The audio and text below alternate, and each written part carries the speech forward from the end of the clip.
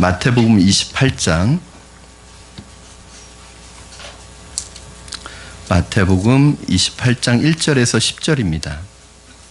마태복음 28장 1절에서 10절까지의 말씀 저와 여러분 한 절씩 교독하시고 마지막 10절 말씀 합독하도록 하겠습니다. 제가 먼저 봉독하겠습니다. 안식일이 다 지나고 안식 후 첫날이 되려는 새벽에 막달라 마리아와 다른 마리아가 무덤을 보려고 갔더니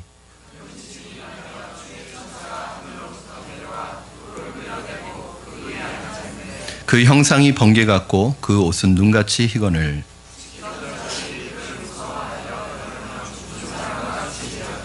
천사가 여자들에게 말하여 이르되 너희는 무서워하지 말라. 십자가에 못 박히신 예수를 너희가 찾는 줄을 내가 아노라.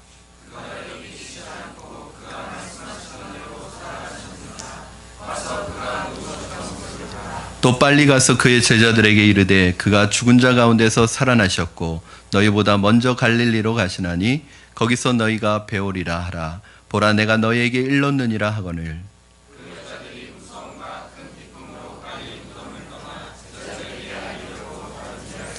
예수께서 그들을 만나 이르시되 평안하냐 하시거늘 여자들이 나아가 그 발을 붙잡고 경배하니 이에 예수께서 이르시되 무서워하지 말라. 가서 내 형제들에게 갈릴리로 가라 하라. 거기서 나를 보리라 하시니라. 아멘. 비행기가 활주로를 달리다가 공중으로 이렇게 뜰 때를 테이크업 이륙이라고 말하고요. 공중을 날던 이제 비행기가 땅에 이렇게 착륙하는 순간을 이제 랜딩이라고 그렇게 합니다. 보통 이제 비행기를 조종하는 그 비행 조종사들이 가장 힘들어하는 것 중에 하나가 이제 착륙과 이륙 이 두 가지랍니다. 그래서 착륙을 할 때나 이륙을 할 때는 오히려 더 긴장하고 정신을 집중해서 이것을 한다고 해요. 그런데 비행기가 땅 위를 달리다가 하늘을 뜨는 순간처럼 한 사회나 한 국가 혹은 한 가정이나 기업이 오랜 세월 동안 부진한 시간들이나 역사를 보내다가 어느 단계에서 마치 비행기가 창공으로 이륙하는 것처럼 갑자기 어떤 발전을 이루게 되는 계기가 있습니다. 마치 땅 위를 달리던 비행기가 공중으로 치솟는 이륙의 단계처럼 부진하고 침체된 세월을 벗어나서 발전하는 계기가 되는 이런 순간이 있습니다. 그런데 이런 순간이 우연히 오게 되는 것이 아니라 어느 한 사람의 지도자 혹은 어느 집단의 리더십이 공동체 전체에 이런 긍정적이고 그 긍정적인 에너지를 불어넣기 때문이라고 그렇게 얘기를 합니다. 그러니까 뭐 갑자기 뭐가 오는 게 아니라 이미 그 안에 이 좋은 리더십이 세워져서 그 공동체 안에 이런 긍정적인 분위기를 불어넣는 거죠. 사회학에서는 그런 리더십을 발휘하는 사람이나 그런 집단을 가리켜서 M 바이러스라고 그렇게 얘기합니다. 여러분 바이러스라는 것은 이제 병을 감염시키는 거잖아요. 감기나 이런 것을 감염시키는 것인데 마찬가지로 이 N 바이러스는 생각과 사상을 전염시키는 것입니다. 안 되는 조직일수록 안 되는 집단일수록 공동체일수록 공통점이 나타나는데 그건 뭐냐면 그 구성원들이 전체적으로 부정적이고 비관적인 생각이 팽배해져 있다는 거예요. 우리는 안 돼.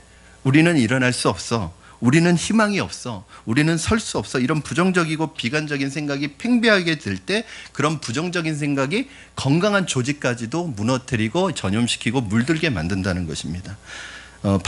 그래서 조직이 망하고 기업이 망하고 국가가 망하는 것은 다 이 부정적인 바이러스 때문이라는 거예요. 그런데 이와는 반대로 정반대되는 분위기가 있는데 그것은 그 조직의 사람들이 늘 우리는 희망이 있다. 지금은 어렵지만 다시 일어설 수 있다. 우리가 힘을 합하면 최고가 될 수 있다. 이런 어떤 긍정적인 능동적인 생각들이 지배하는 공동체는 건강한 공동체가 되고요. 이런 희망적인 분위기는 급속히 사람들 사이에 퍼져나가게 되는데 이것이 어떤 리더십에 의해서 이런 영향들이 나타날 수 있다는 거예요. 이때 이렇게 긍정적으로 퍼져나가는 긍정적인 분위기를 전염시키는 이 바이러스를 M 바이러스라고 이렇게 사회학적인 용어로 얘기합니다. 국제축구역사통계재단이라는 곳에서 21세기에 최고의 축구 감독을 수년 전에 선정을 했습니다. 전 세계적인 국가대표와 전 세계의 모든 축구 클럽 감독들을 다 망라해서 21세기의 가장 훌륭한 축구 감독을 선정을 했는데 그 감독이 누가 선정되었냐면 맨체스터 유나이티드의 알렉스 퍼거슨 감독이 선정이 되었답니다. 이 알렉스 퍼거슨 감독은 이 맨유라는 이 클럽 구단을 프리미어 리그 최고의 명문 클럽으로 그리고 전 세계적인 명문 클럽 축구단으로 발전을 시킨 사람인데 이제 그 맨유에 우리 박지성 선수가 뛰고 있을 때 기자가 인터뷰를 하면서 그런 것을 물었답니다. 어떻게 이 맨유는 베컴이나 또 나중에 호날두와 같은 이런 훌륭한 선수들이 다 팀을 이탈하고 빠져나갔음에도 불구하고 어떻게 이렇게 좋은 그런 전력을 유지할 수 있느냐라고 질문했을 때 이 박지성이 그때 뭐라고 대답했냐면 맨유의 전력이 절대적으로 강한 것은 아니지만 맨유는 절대로 지지 않는다는 이 위닝 멘탈리티가 있다는 거예요. 즉 승자의 정신이 있다는 거예요. 우리는 지지 않는다. 그래서 진다고 할지라도 바로 다시 일어날 수 있고 어려움을 겪던 게임도 이 정신 때문에 다시 이기는 게임으로 바꿀 수 있다는 거예요. 이게 맨유의 장점이었다는 거예요. 그리고 이러한 분위기와 이런 긍정적인 그런 영향을 끼쳤던 사람이 누구냐면 이 퍼거슨 감독이었다는 거예요.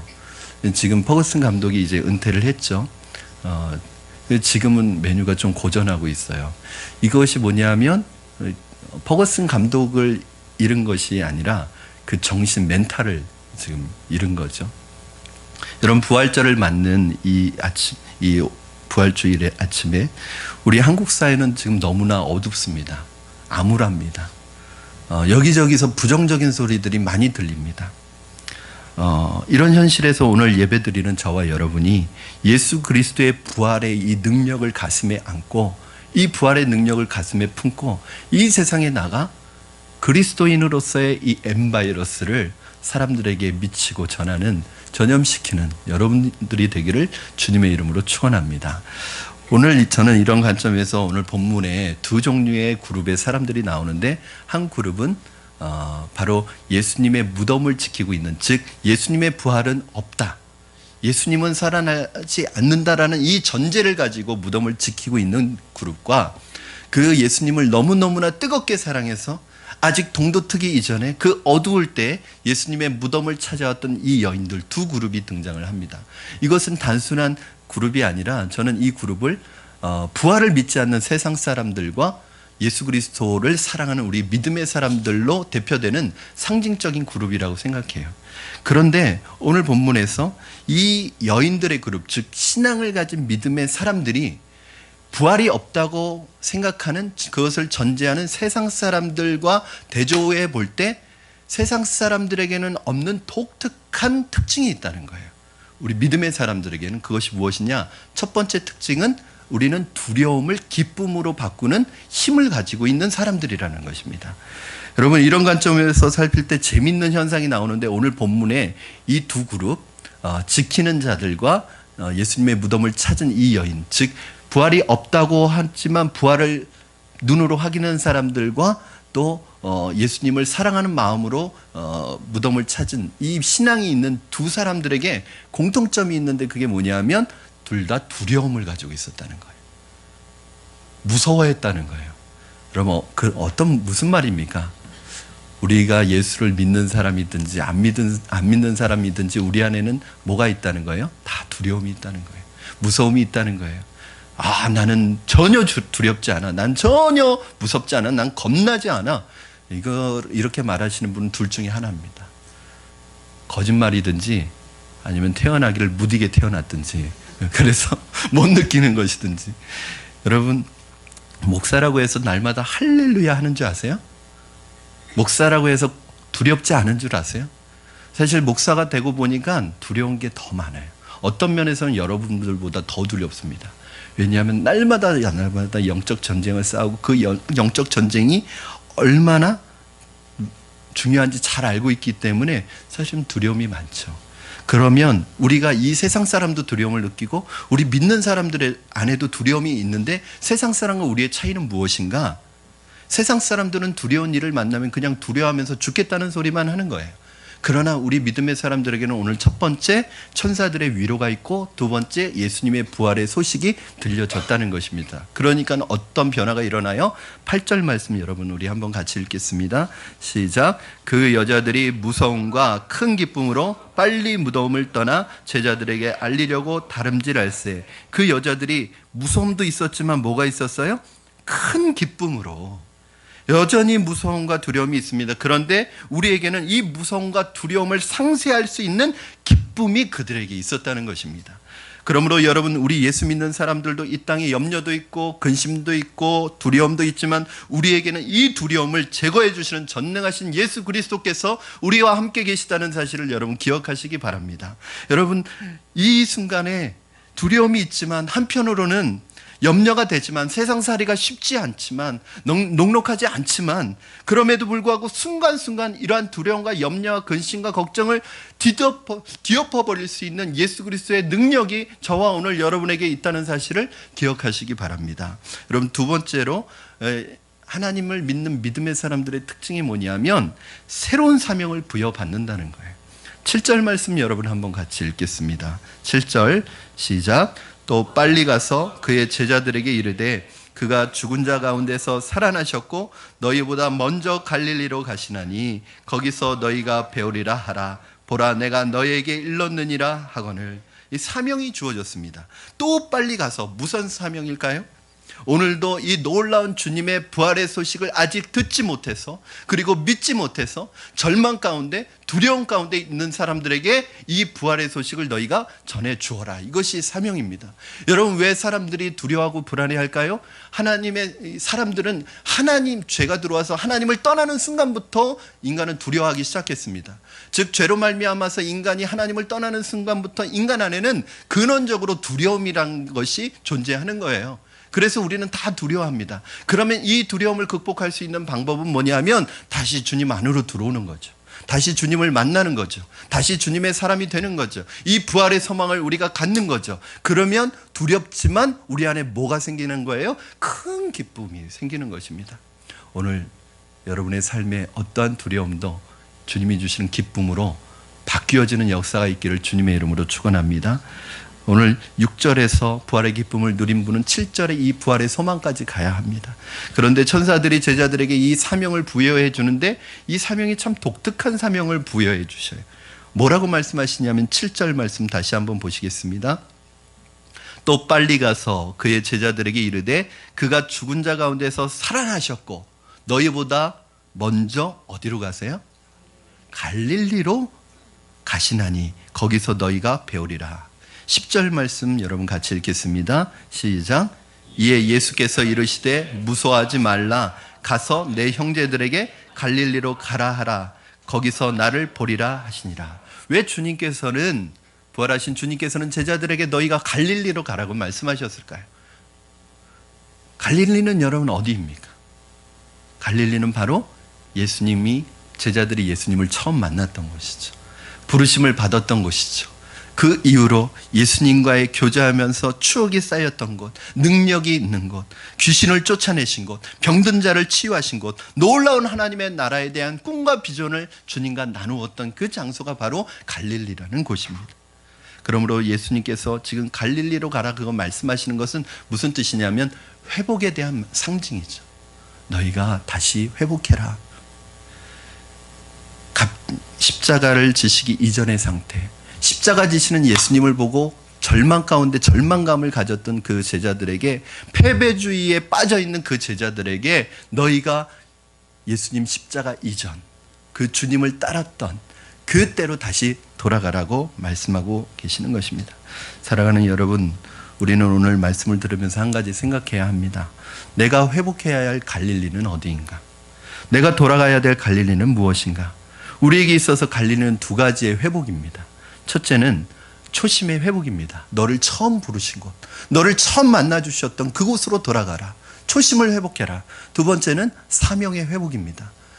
예수님이 십자가에 못 박히시는 그 절망적인 상황을 본 제자들은 사명이고 뭐고 다 때려치우고 예전에 그냥 살던 옛날 모습으로 다 돌아갔어요.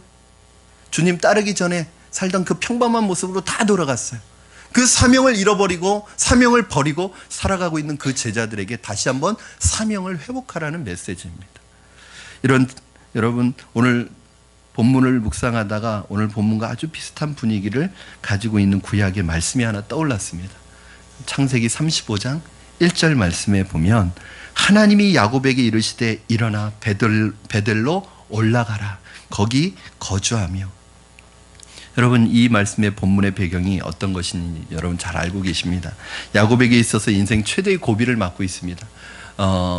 하나밖에 없는 딸, 외동딸이었던 디나가 이 야곱이 밧단 아람에서 외삼촌 집에서 자기의 고향으로 돌아가는 길에 고향으로 가지 않고 중간 기착지에서 머물렀는데 그것이 세겜이라는 곳이었습니다. 그 세겜에 머물렀는데 이 딸이 하나밖에 없는 딸이 그곳에 산책하러 나갔다가 그 세겜의 원주민 추장에게 성폭행을 당합니다. 도저히 있을 수 없는 일이 큰 불행이 가정에 닥친 거예요. 거기에다가 이 분노한 오빠들이 자신들의 이 분노를 조절하지 못하고 그 세겜 땅에 있는 남자들을 다 죽이는 바람에 이제는 잘못하다가는 그 지역에 있는 원주민들이 다 만약에 야곱의 가족들이 얼마나 되겠어요. 그 원주민들이 무기를 들고 만약에 찾아오면 가족이 몰살될 위기에 처해 있는 거예요. 이런 절체절명의 위기의 상황에 있을 때 야곱에게 하나님이 주신 말씀이 무엇이냐면 베델로 올라가라. 왜 하나님은 위기를 맞은 이 야곱에게 베델로 올라가라고 말씀하셨을까요? 야곱 자신이 너무나 잘 아는 거죠. 왜냐하면 창세기 28장에 고향을 떠날 때 하나님과 했던 약속이 있는 거예요. 그리고 이 하나님의 음성을 듣고 가족들에게 이렇게 얘기합니다. 35장 3절 말씀 우리 한번 같이 자막을 통해서 보시겠습니다. 같이 읽어주시기 바랍니다. 시작. 우리가 일어나 베델로 올라가자. 내 환난 날에 내게 응답하시며 내가 가는 길에서 나와 함께 하신 하나님께 내가 거기서 제단을 쌓으려 하노라 하매. 야곱은 젊은 시절에 야심이 지나쳐서 자기 형의 장자권을 인간적인 계략을 가지고 빼앗으려고 하다가 잘못되는 바람에 그 부작용으로 형과 한 집에서 살 수 없게 되었습니다. 왜냐하면 형이 죽이려고 하고 있었기 때문에 이 생명의 위협을 느낀 이 야곱은 집을 떠나서 난생 처음으로 객치 생활을 하게 됩니다. 더 이상 여기 있으면 내 목숨이 안전하지 못하니까 외삼촌이 있는 곳으로 밧단 아람으로 가기 위해서 길을 떠나는데 길을 떠나니까 도망하듯이 떠나는 거니까 무슨 짐이 있겠어요. 그냥 혈혈단신 빈몸으로 이렇게 가다가 밧단 아람까지 가는 길은 굉장히 머니까 중간에서 밤을 맞이한 거예요. 그것도 광야에서. 여러분 광야는 어떤 곳입니까? 아무것도 없는 곳이에요. 집도 없고 사람도 없는 곳이에요. 거긴 들짐승들이 출마하는 곳입니다. 추운 곳입니다. 그리고 강도 떼들이 출몰하는 곳이에요. 그 두려움에 한 번도 집을 떠나본 적이 없는 그냥 집에서 엄마의 치마폭에만 있었던 사랑받는 이 둘째 아들, 부엌에서 살았던 이 둘째 아들이 난생 처음 엄마의 품을 떠나서 외삼촌 집으로 가는데 그 광야에서 홀로 밤을 맞이하게 된 거예요. 여러분 얼마나 무서웠겠습니까? 얼마나 서글펐겠습니까? 아무도 자기 편이 되어주지 않는 이 현실에 얼마나 서글펐겠습니까? 이렇게 야곱이 광야 한가운데서 절망스러운 밤을 맞이하는데 놀랍게도 하나님께서 그 절망과 두려움의 밤에 야곱을 찾아오셔서 야곱을 만나주셨습니다. 그러면서 뭐라고 하세요? 내가 어디로 가든지 너와 함께하고 너를 반드시 지켜주겠다. 지금 네가 육신의 눈으로 보면 내 곁에 아무도 없는 것 같지? 네 영안을 열어서 보면 내 곁에는 나 여호와 전능한 하나님이 너와 함께 하고 있단다. 그러니까 너는 회복될 것이다. 내가 너를 돌아오게 할 거다. 내가 너와 함께 하겠다. 너를 회복시켜 주겠다. 이렇게 위로해 주시는 하나님의 음성을 듣게 됩니다.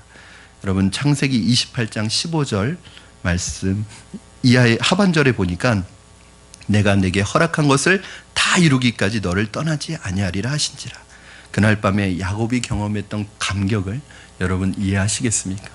혼자라고 생각했는데 죽음의 위협 속에서 하나님의 음성을 듣고 하나님 만났습니다. 그날부터 야곱은 하나님에 대한 명칭이 바뀝니다. 나의 하나님. 가끔 예배 드리시다가 이렇게 눈물을 많이 흘리시는 분이 보여요. 또 어떤 분은 정말 고개를 들지 못하고 눈물을 많이 흘리십니다. 통곡까지는 아니어도.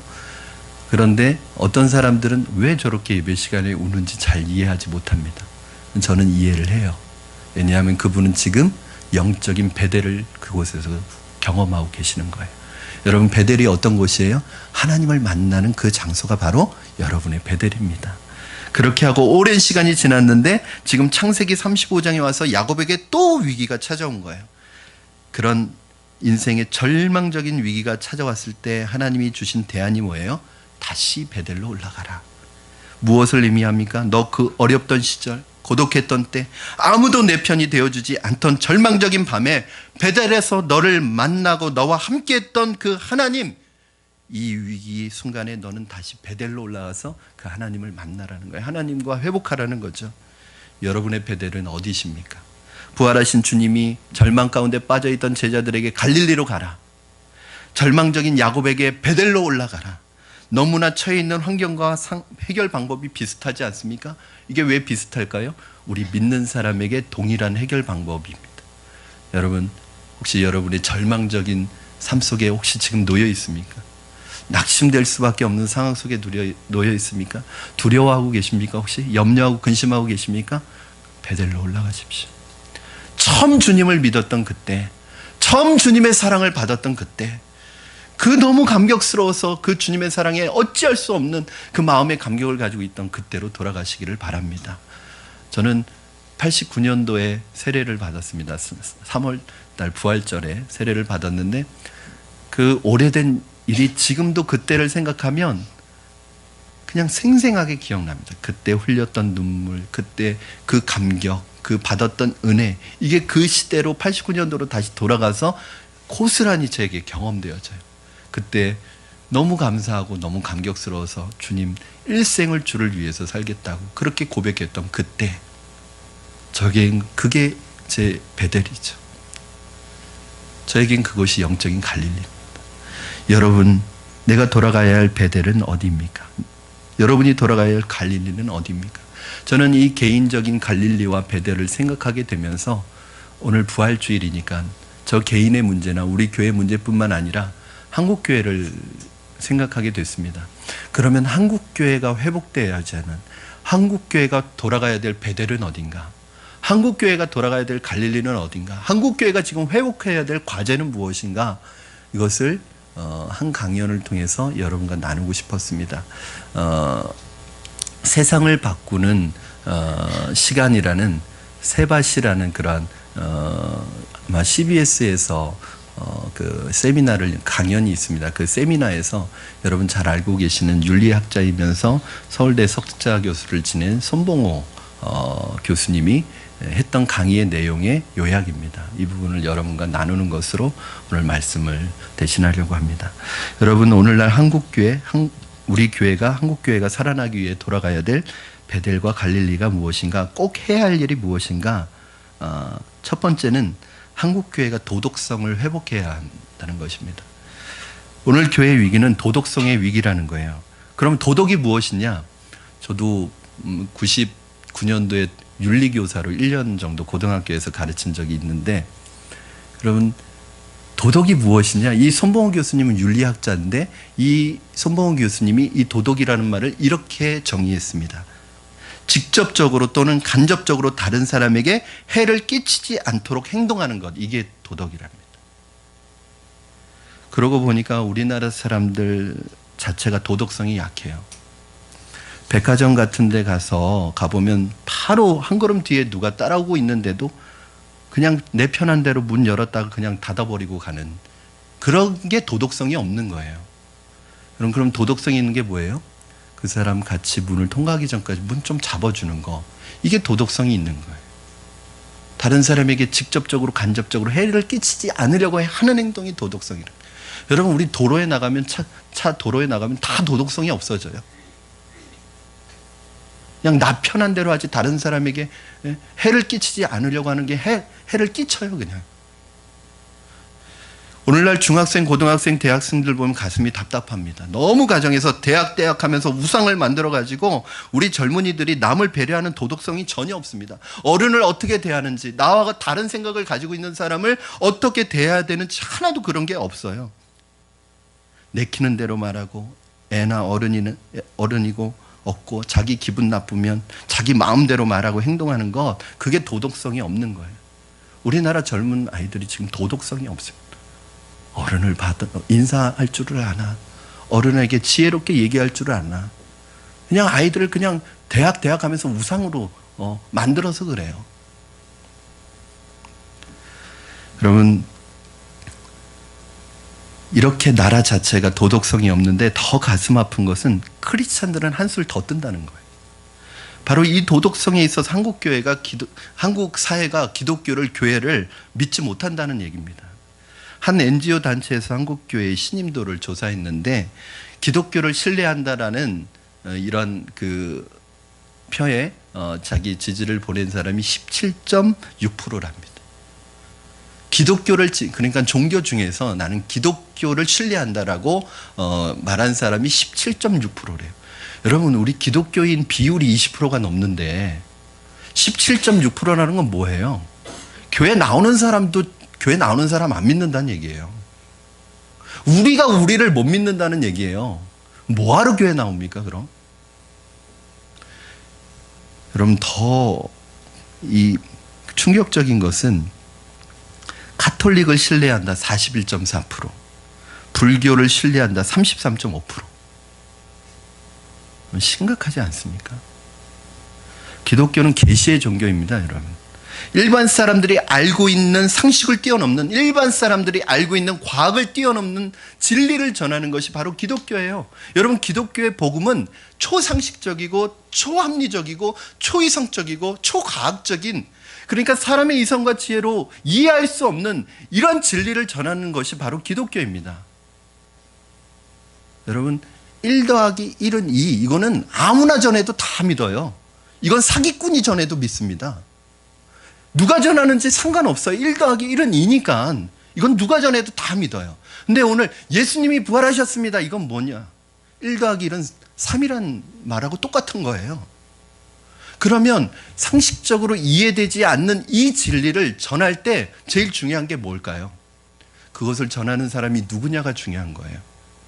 그것을 전하는 그 말은 믿지 못하겠지만 그 사람을 신뢰하면 그게 믿어지는 거죠. 여러분, 우리가 중고등학생 때 한참 영적으로 신앙적으로 방황할 때 그래도 그 어려운 시간을 믿음으로 이겨내면서 지냈던 원인이 어디에 있습니까? 그래도 믿어지지 않지만 나를 가르쳐 주시는 그 선생님이, 그 교회 선생님이, 내가 그분을 존경하는데 그분이 말하는 거라면 이건 믿을 만하다라고 생각한 거예요. 그 목사님이 말하는 거면 이건 믿을 만하다. 목사님이 거짓말할 수 없다. 거짓말하지 않으시는 분이다. 그분을 신뢰하니까 우리가 그 믿음 갖고 믿어지지 않지만, 한참 청소년 때 믿어지지 않는 부분이 더 많지만 그래도 우리의 신앙을 지킬 수 있었던 거예요. 그래서 제가 우리 청년들에게 눈물로 소원하는 것이, 우리 성도들에게 눈물로 소원하는 것이 뭔지 아십니까? 우리 청년들이 그래도 김영민 목사님을 보면, 그래도 우리 성도들이 김영민 목사님 보니까 하나님이 계시는 것 같다. 김 목사님이 사기치실 분 같지는 않게 생겼고 믿을만 하다. 그러기를 바랍니다. 여러분, 제가 만약 교회 돈을 먹는다든지 이성에게 엉뚱한 짓을 하고 돌아다닌다든지 그러면 큰일 나는 거예요. 저만 큰일 나는 게 아닙니다. 청년들, 저를 지켜보고 있는 성도들, 모든 분들이 저런 사람이 전하는 복음 난 믿지 못하겠다. 그러면서 교회를 우르르 나가는 거예요. 오늘 한국교회에서 젊은이들이 떠나고 젊은 분들이 떠나는 이유는 한 가지예요. 못 믿겠다는 거예요. 신뢰가 안 간다는 거예요. 여러분의 자녀들이 우리 아버지가 만났다고, 하나님 만났다고 하면 그건 진짜다. 우리 엄마가 하나님 계시다고 하면 그건 진짜다. 우리 엄마 거짓말 하실 분 아니다. 여러분 때문에 여러분이 믿는 하나님을 여러분의 자녀가 받아들일 수 있기를 주님의 이름으로 축원합니다. 제가 존경하는 한국 컴패션 대표로 계시는 서정인 교수님이 언젠가 저에게 그런 말씀을 하셨어요. 아들 삼형제가 있는데 이 아들들 어려서부터 교회 다녔고 세례도 받았어요. 그런데 이제 군대를 보내는데 이 군대 가는 아들에게 한 번 더 확인을 해보고 싶더래요. 너 구원 받았니? 너 오늘 밤에 죽으면 천국 갈 수 있니? 너 정말 예수님 믿니? 그랬더니 이 아들이 뭐라고 대답했냐면, 아빠, 지금까지 아빠와 엄마가 하나님을 섬겨오는 그 모습을 봤을 때 하나님이 계시다는 것을 믿지 않을 수 없었어요. 저는 두 분이 하나님을 섬겨가는 그 모습을 보고 하나님이 계시다는 걸 알았어요. 이렇게 대답하더랍니다. 사랑하는 여러분, 저는 여러분 때문에 여러분이 전하는 진리가 사람들에게 믿어지기를 주님의 이름으로 축원합니다. 두 번째로 한국교회를 살리기 위해서 해야 되는 게 뭐냐면 한국교회가 돈, 명예, 권력의 우상을 제거해야 된다. 교회가 이렇게 커지기 전에는 돈이나 권력의 유혹이 없었을 것입니다. 우리 선배 목사님들이 목회하실 때는 얼마나 가난했는지 모릅니다. 한국교회가 그렇게 가난할 때는 지금보다 훨씬 순수했어요. 어느 순간부터 한국교회가 커지고 대형화되고 하면서 권력과 힘이 생기면서 순수함을 잃어버리기 시작했습니다. 그럼 목사 되면 엄청나게 고생하고, 목사 되면 가난하고, 목사 되면 목숨을 내놓아야 한다면 누가 가짜가 목사 되려고 하겠습니까? 저희 선배 목사님들, 저보다 한참 선배 목사님들 얘기 들으면 그때는 신학교 간다고 하면 집에서 동네에서 다 울었대요. 이제 어떡하냐, 저놈 죽는데. 그러니까 신학교 가는 게 무슨 전쟁터에 가는 것처럼 그렇게 슬퍼했대요. 왜냐하면 정말 고생하고 순교할 준비를 하고 가는 거니까. 여러분, 신학교 가서 목사 되는 게 고생하고 죽을 일이라고 하면 가짜가 가겠습니까? 그런데 지금은 온 사방에 이렇게 이상한 목사가 많냐고요. 왜 그럴까요? 너무 부해져서 그런 거 아닙니까? 자기는 게으르고 거기에다가 말주변은 좋고 사기성은 있는데 편하게 살고 싶은, 목사하면 편하게 살 줄 알고. 여러분, 정말 아닌 목사 중에 말 잘하는 사람 많습니다. 성도들 울렸다 웃겼다 그러면서 엉뚱한 데로 끌고 가죠. 말에 속으시면 안 됩니다. 그 사람이 어떤 사람인지를 보셔야 합니다. 그런 사람들이 안수를 받고 오늘 이 시대에 목회하고 있다면 그거야말로 비극 아니겠습니까? 교회가 이 바로 돈으로부터, 권력으로부터, 명예로부터 자유로워져야 합니다. 이 교회라고 말하는 것은 여러분도 마찬가지입니다. 여러분, 이 세상을 돈이나 권력이나 명예가 여러분의 인생의 목적이 되지 않기를 바랍니다. 여러분, 돈 버세요. 힘도 가지세요. 성공도 하실 수 있으면 하세요. 그러나 그게 목적이 되어서는 안 되고 그걸 가지고 주님의 일을 하시기 바랍니다. 그러나 그것도 너무 가지면 물들게 돼 있습니다. 세 번째로 우리 교회가, 한국교회가 회복되어야 되는 중요한 제안은 뭐냐면 우리 교회라는 우상을 제거해야 합니다. 그럼 교회라는 곳은 믿는 하나님의 성도들이 모여서 예배하고 찬양하는 공동체입니다. 교회라는 것은 그런 목적을 이루기 위해서 있는 수단이에요. 그러나 어느 순간부터 교회가 목적이 되어버렸습니다. 여러분, 교회는 하나님을 섬기기 위해서 있는 것이지 하나님보다 어느 순간에는 하나님을 섬겨야 될 교회가 하나님보다 교회 자체를 더 섬기는 거예요. 그리고 우리 교회만 아는 거예요. 여러분, 한국교회가 지금 전체적으로 하나님의 영광이 떨어지고 이미지가 실추되고 이렇게 추락하고 있는데 우리 교회만 성장해서 그거 뭐 할 거예요? 우리 교회만 잘 돼서 뭐 하죠? 우리 교회, 푸른나무 교회는 하나님의 나라라는 이 전체적인 하나님의 나라의 한 부분이지 우리가 다는 아닙니다. 그런데 이게 개교의 주입니다. 얼마나 교회들이 이기적인지 몰라요. 언젠가 제 제자가 찾아왔어요. 이제 그 제자가 다니는 섬기는 교회에 이제 세습을 하기로 사무위원회에서 이제 결정을 했다는 거예요. 제가 세습하는 교회들 보면서 늘 안타까운 마음으로 얘기하거든요. 안타까운 마음으로 얘기했더니 이 제자가 뭐라고 하냐면, 그래도 목사님, 다른 목사님이 와서 이 세대 교체가 잘못 이루어지면 교회가 막 풍비박산이 나고 어려워지고 혼란을 경험할 수 있는데, 그래도 아들 목사님이 오셔서 이렇게 세습을 하면 자연스럽게 그런 어려움 없이 지나갈 수 있지 않겠습니까? 우리 교회에게는 더 그게 낫지 않겠습니까? 이런 말을 하더라고요. 여러분, 맞아요, 틀려요? 맞는 것 같죠? 그게 틀린 거예요. 그러니까 내 교회 하나밖에 생각 안 하는 거예요. 그렇게 함으로 인해서 한국교회가 이 세상으로부터, 사회로부터 세습하는 교회라는, 교회가 하나님의 교회가 아니라 자기 개인 기업이라고 비난을 받는 그 하나님의 영광이 떨어지고 한국교회의 영광이 떨어지고 한국교회가 전체적으로 비난받는 일에 일조를 하고 있으면서 우리 교회만 잘 되면 된다는 이 잘못된 생각이 한국교회를 지금 망치고 있는 거예요. 우리 교회만 잘 되면 뭐 할 거예요? 세상이 우리 교회를 욕하고 있는데.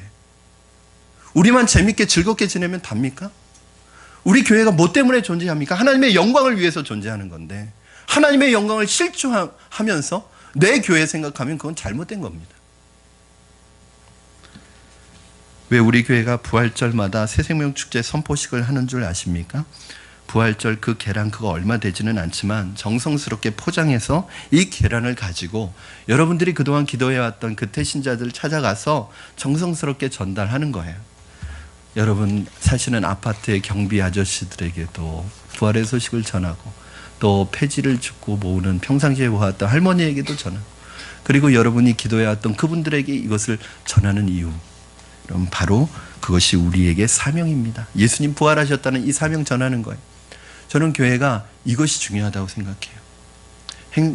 절기 때마다 행사하고 뭘 보여주는 게 중요한 게 아니라, 왜냐하면 우리 교회는 절기 때마다 우리가 즐기는 데 너무 집중해요. 절기의 의미를 잘 몰라요. 감사한 것은 우리 주일학교에서 오늘 주일학교는 푸른마을에서 자체적으로 계란이랑 이걸 다 포장해서 예배 끝나면 이 아이들이 그 저학년 아이들은 놀이터에서 고학년 아이들은 목동역에 나가서 전도한대요. 예수님 부활하셨다고.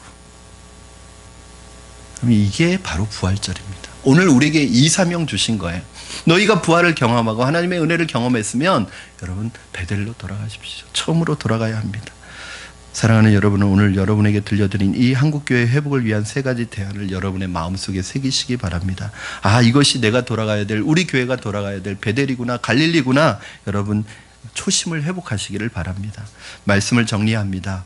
야곱에게 절망적인 위기가 왔을 때 하나님이 창세기 35장에 일어나 베델로 돌아가라고 그렇게 명하셨을 때 이 야곱에게는 한 가지 생각이 떠올랐을 거예요.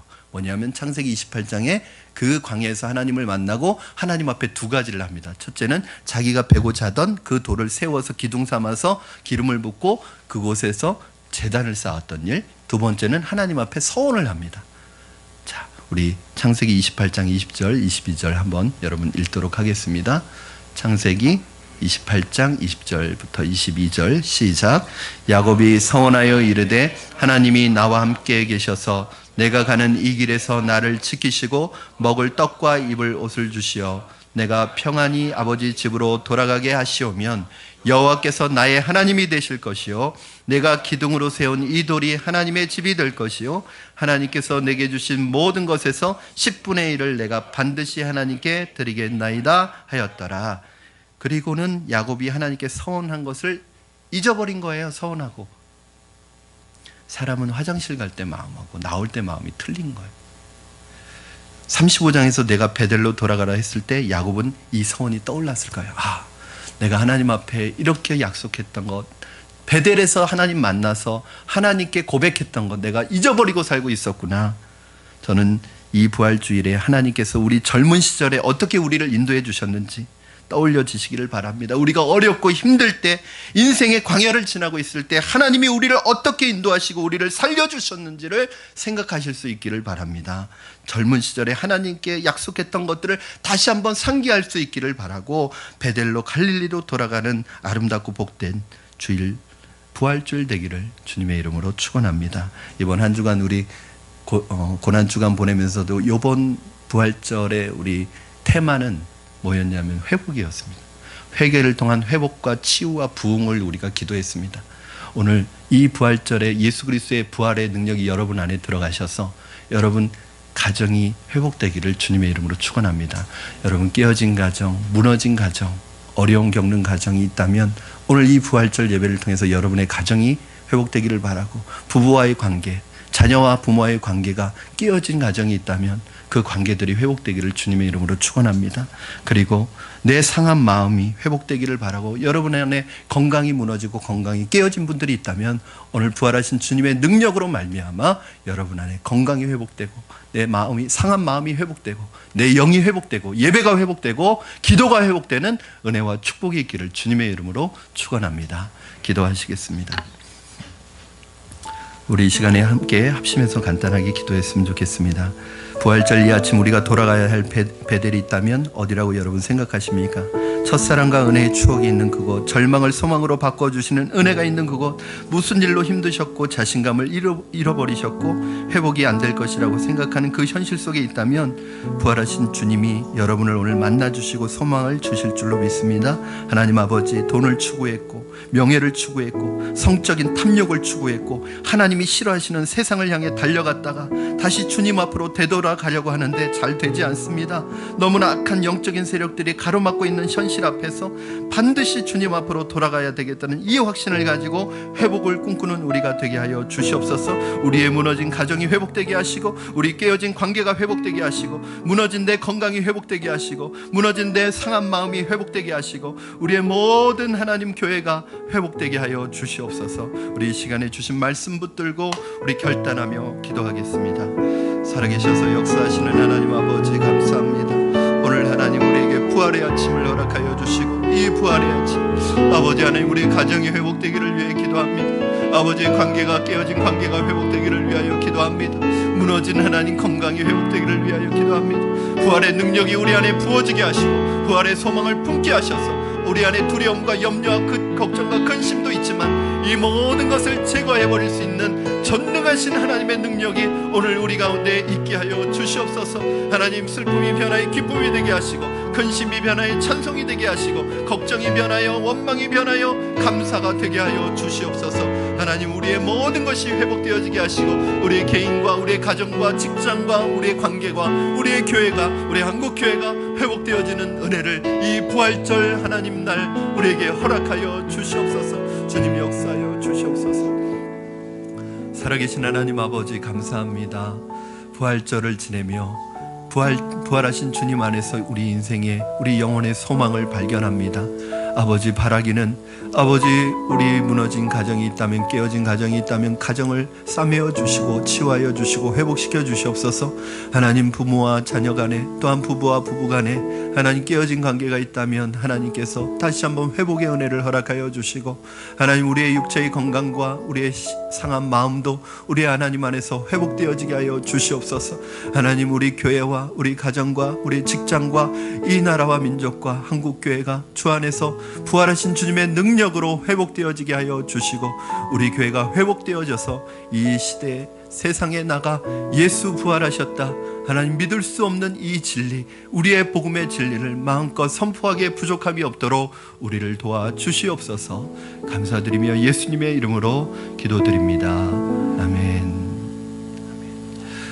우리 다 같이 일어나셔서 오늘은 봉헌송 대신에 우리